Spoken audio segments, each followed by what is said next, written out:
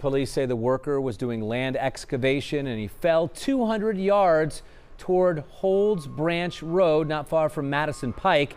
That worker died. No one else was hurt. A neighbor said she has seen how steep that slope is and it's awfully dangerous. Seen it. I've actually been up on it.